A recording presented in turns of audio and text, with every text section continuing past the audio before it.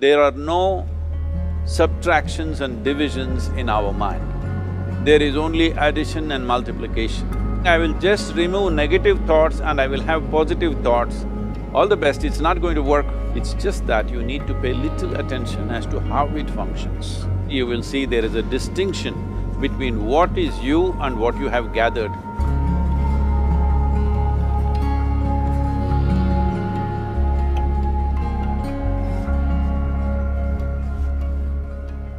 Well, see the way the question is asked and also the way normally it's addressed is, people think there is something called as negative thought and positive thought. They want to remove the negative thoughts and have only positive thoughts. For such people, I would ask them to just experiment for 10-15 seconds. Let them forcefully remove one thought from their mind. For example, next 10 seconds, just don't think of a monkey. Try not to think of a monkey for next 10 seconds. You will see you will be full of monkeys. So what I'm saying is, this is the nature of your mind, because in this mind, all the three pedals are throttle.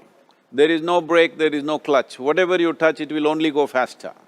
In this kind of mind, people have been taught from moral teachers and religious teachers, do not think about bad things. Well, since then it's been a full-time job.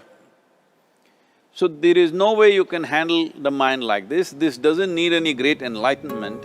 If you spend 2 minutes with your eyes closed, you will realize you cannot do anything forcefully with this mind. So, I want to remove negative thoughts. Do not ever go in this direction, because what you want to remove will become your quality. Always you will be on it. So what should I do? The thing is this, without understanding the fundamental mechanism of this mind, because our mind, human mind, is the most sophisticated computer on the planet. Even all the supercomputers have come out of this. When this is the case, is it not important that we understand the mechanics of how it functions? One simplistic aspect of how it functions is, there are no subtractions and divisions in our mind. There is only addition and multiplication. If you try to do something with it, it will say one more. If you try hard, it will multiply into many more. In this mind, you don't try to identify what is positive, what is negative and try to remove it. First of all, one needs to understand, this mind of yours, this body of yours is supposed to serve you. The life that you are is important. Body and mind are vehicles that must serve us. If you sit in a vehicle, it must go where you want to go. If it goes to its own destination, what is the point of such a vehicle? It's just a nuisance. Right now, most human beings are unfortunately experiencing this fantastic possibility of human mind as a nuisance, as a troublesome thing. Well, this is the most beautiful thing you have. It's just that you need to pay little attention as to how it functions. One simple thing is this. First and foremost process is, that's why we put out this process called Isha Kriya. This is to distance yourself from your physiological and psychological process. There is something called as you which exists. This is not a composite of all your thoughts and emotions and physiological processes. Beyond that, there is you. If you close your eyes, even if you cannot see anything, you're still there.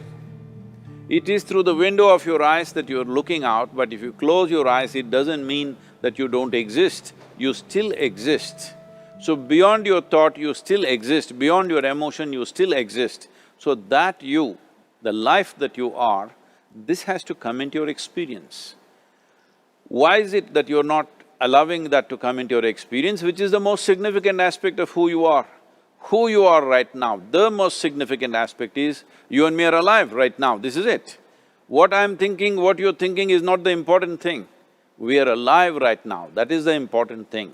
So, it is important that you focus on this fundamental sense of aliveness within you, and then you will see there is a natural distance between you and your thought process.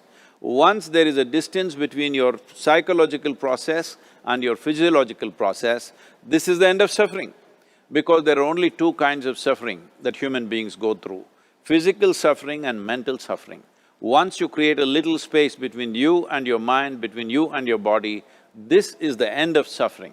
This is something every human being has to experience and know, otherwise thinking I will just remove negative thoughts and I will have positive thoughts, all the best, it's not going to work 100%, it's not going to work because nobody can remove it, they can avoid it for some time. So when negative thoughts come, you say Ram Ram, Shiva Shiva, whatever you want, but this is just avoiding, it's not gone. The moment you stop that, it will pop back with great force, otherwise it'll come back in your dreams.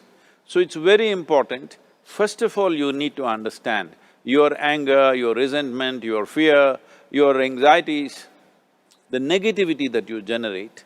Generally resentment, anger, it is always directed towards somebody.